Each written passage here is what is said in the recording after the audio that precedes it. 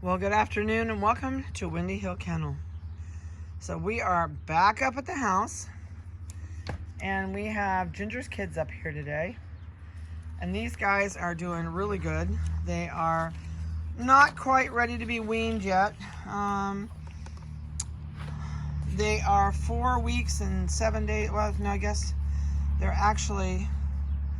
were 6 weeks. I'm a day behind. I did these weights yesterday. So they're actually 5 weeks old. And today is the 17th. So, yep, they're 5 weeks old today.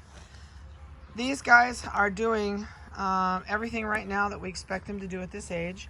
We have not taken them away from mom yet. Probably will not take them away from mom until probably a beginning of their 6th week. Ginger is to the point where she's running from him a little bit, but not bad. So I'm trying to move away so they quit following me all over the kennel and I can get them out to go play. I think I'll stand back here for a little bit, see if they get done trying to follow me and they go play a little bit, because they'll get bored if they can't see my face. So I'm hiding behind the camera. So I guess while I wait on them to get over wanting to pay attention to me and I can get back to my book and get weights, I will ask you or tell you a little bit about your vet appointment. I'm trying to do that on everybody's video today, because I know there's sometimes I tell people things on some videos and then you never hear about it till you watch someone else's video. So today everybody's going to get my vet lecture. So when you go to your vet for your first appointment, you want to make sure what the vet's going to do to your puppies when you're there. So if you have already made your vet appointment, I would recall them and say, hey, by the way, what exactly do you do at our first vet appointment? And you should find out that, of course, they do a general health check with ears and eyes and heart and lungs, check the coat, check for hernias and that type thing. And the other thing they should do is a stool sample.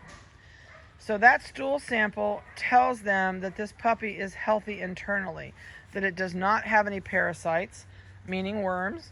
And worms are a common thing in puppies, so it's not like a freak out thing if they do. But we try really hard to keep them from going out of here with anything whatsoever.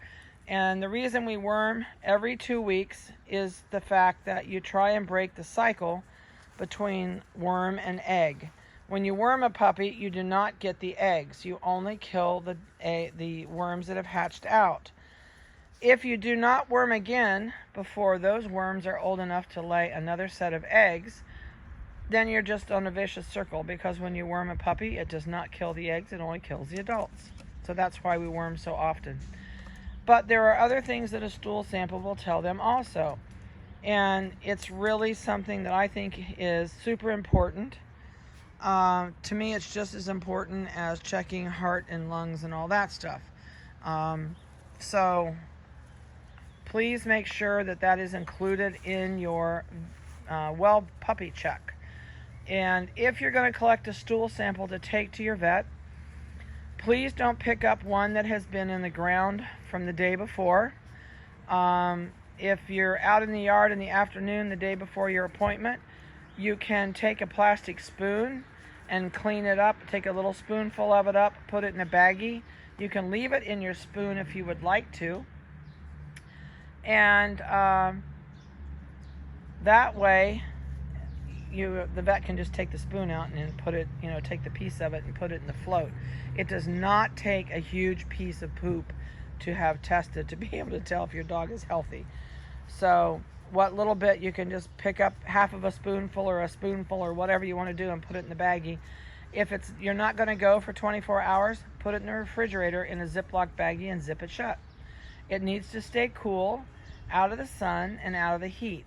So if this puppy potties the morning of, would be the stool sample I would say would be the one I would try and get. But if not, pick up the one that was in the evening before you go, or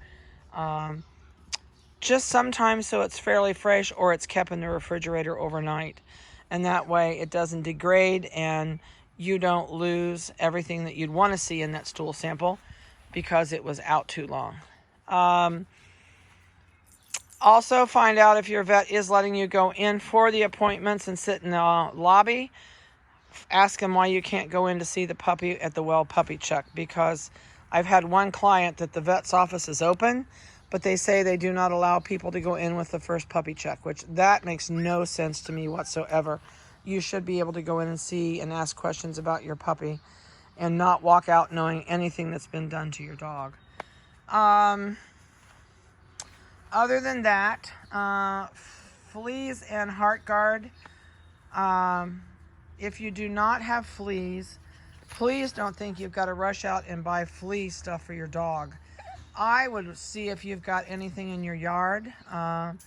It is super simple. If you live in town and your neighbors have dogs, it's very, very, very simple for you to treat your own yard. And we can give you information on that when you come. And what you can use in your yard will not hurt your kids, will not hurt your dog, and you can buy it over the counter. It's super easy. So we used it here when we first built the kennel. I've never done it since, and I don't even think we would have needed to use it, but I thought, we've got 38 acres. We're going to have fleas. No, we have never had fleas on our property since we've lived here. Ticks, yes. I mean, we live with woods are skirting our property all the way around. But I don't even treat for ticks. I haven't seen a single tick on a dog this year. And there are oak trees that hang all the way down the back of my kennel. All the way up here, they're under oak trees and a bee tree and a hickory nut tree up here at the house. And I still haven't had ticks. So I don't treat anything if I don't see it on the dog. The reason being, if you start putting flea medication, and there are flea medications now that last for like months. You only have to apply it either once every 3 months or once every 6 months. And if you do treat your dog with something like that, I think you're going to find out in time down the road, you're going to come up with some skin irritations. It's chemicals. It's no different than us taking medication our whole life and not having issues because of that. So, enough of my preaching about the vet and flea medication. And we'll go over flea stuff and heart guard and things like that when you come. I do feel that heart guard is important. They do make that as a once a month. You can do an oral tablet, or I think there's other kinds. And there's also things that have like a 5-in-1 thing. I know Revolution does 5 different things. And heart guard and flea, sarcoptic mange, lice, and ear mites, I think, are on that list that it does. But it's just something that you've got to make a decision, and whatever's right for you and what you think you need to do, then that's what I do. But whatever we tell you here that we do or do not do, it's not meaning you have to do it or not do it. It's just what we've done for 31 years. All I do is give you suggestions. Things that you may not know about, things you may not know where to get. And there's a lot of things that you can get yourself that saves you a lot of money at your vet. It just depends on your interest in doing it. Some people go, I couldn't ever do that. And that's fine. There's people like that. And then there's people like me that I want to do it all. But there's certain things I can't do. And that's why I go to Dr. Dars. So, we're going to get started and go down Ginger's weights and their collar colors and their microchip numbers. So, let's see, we did this, didn't we? I've done so many of these things, I can't remember who I've done, who I haven't. I think we did this. Isn't that funny? I can't remember. That's pretty bad. We've done so many videos today, it's just crazy. I know we went through, I don't think we've done these guys yet, so we're going to do these guys. I think it was Dory's that I did first. So, all right, we're going to start. If I did them already, you're going to get them again. 8245 is a male and has a yellow collar on. It's 2 pounds, 13 ounces. 8242 is a male with a neon orange collar on. It's 3 pounds, 1.5. 8247 is a male with a neon green collar on, 2 pounds 15.6.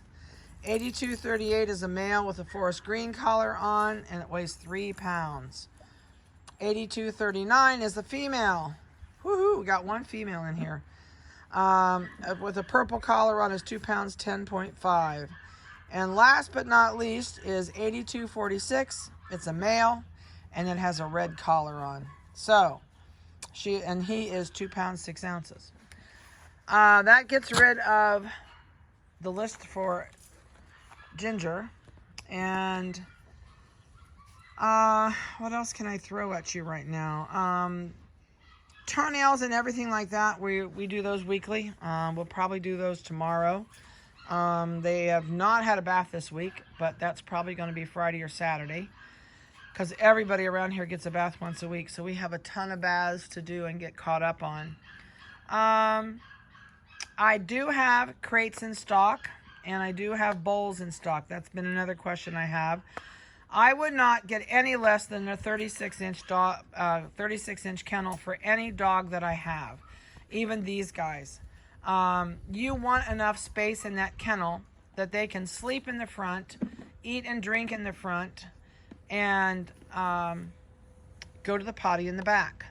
So, and when you come, I'll talk to you about how to set your crate up in your room and what to do, as far as please watching out for cords, electrical sockets, electric cords, curtains, anything like that. These guys are like a cat. They get their arm out, they go clear to their shoulder, and they actually can cup their feet around just like fingers and close a cord in or a string in, and then you're going to have problems. So you want to make sure you don't put this crate near any wall, cord, or electric outlet, because you can't believe what these little stinkers can get into and get into trouble. But please write down your questions you have that are just general questions. And when you come, you have plenty of time while you're here. I don't mind. We'll talk about whatever you want to talk about, and we'll go over all your questions at that time. And other than that, I don't know of anything else I can throw at you today. But if you have questions that you need to know before you come to pick up, please feel free to give me a call. I don't mind at all. And so I hope you have a great rest of your week. These guys are doing super good. They're still not quite in that wild, rambunctious, get into everything stage. This one's trying to figure out how to get up this plastic tube because it's on an angle and it's slippery. It can't get its back feet going, so it's, oh, I give up, I quit. Out he comes. It's been funny watching them learn to do that too. Yesterday it was a riot. But so call me with questions. If you still need to book in for puppy pickup, please do so. Give me a call, and we'll be glad to get you on the list. I hope you have a great weekend and a safe one and a blessed one, and we'll talk to you later.